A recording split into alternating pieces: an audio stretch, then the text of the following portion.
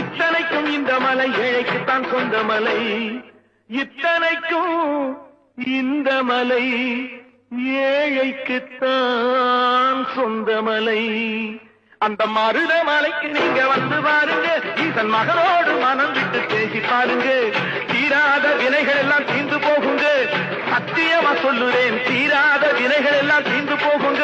அது தீராவிட்டால் வந்து என்னை கேளுங்க, அது தீராவிட்டால் வந்து என்னை கேளுங்க. மருத மலைக்கு நீங்க வந்து பாருங்க.